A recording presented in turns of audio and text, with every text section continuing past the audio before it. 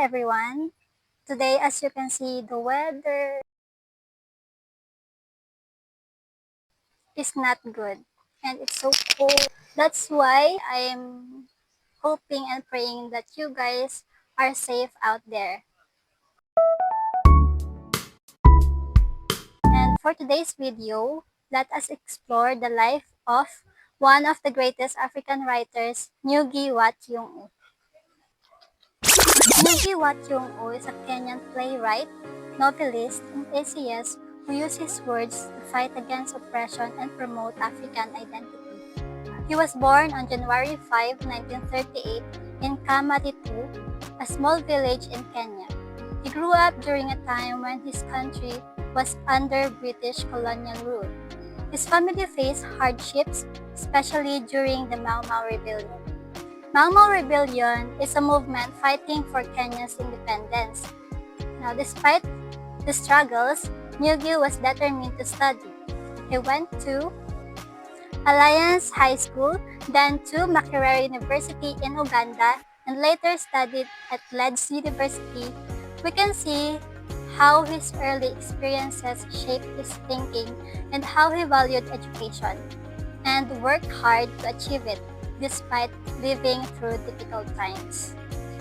Ngugi's writing career was started in the 1960s. His first novel, Whip-Not Child, was the first English novel written by an East African. And he continued to write and even created his novel, The River Between and A Grain of Wheat. These two books talk about Kenya's colonial past and the people's fight for freedom. In 1977, Ngugi wrote a play called Gehika Dinda, or I Will Marry When I Want, which criticized unfair social and political systems in Kenya. The government did not like this, so he was arrested and imprisoned without trial. While in prison, he continued to write and even created his novel, Devil on the Cross, on toilet paper. After his release, he continued to fight for freedom of expression and human rights. His imprisonment became a symbol of how powerful works can be and how they can challenge authority. After being released, Ngugi faced many threats, so he went into exile in other countries, including the United States.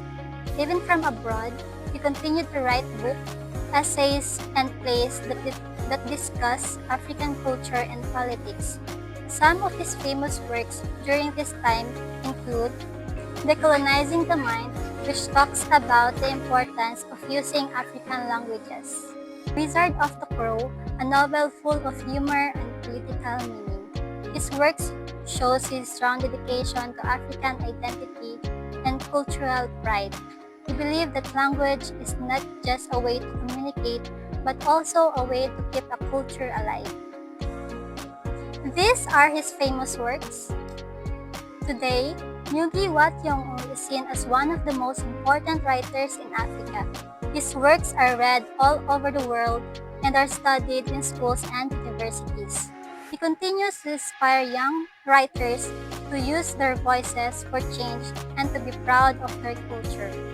Through his words, he teaches us that stories have the power to free the mind and shape the future. That is the life of Ngugi wa Thiong'o. Ay, that's why. It's so cold. Parang plastic ko doon banda. Hi, bye-bye, bye-bye, bye-bye, bye-bye.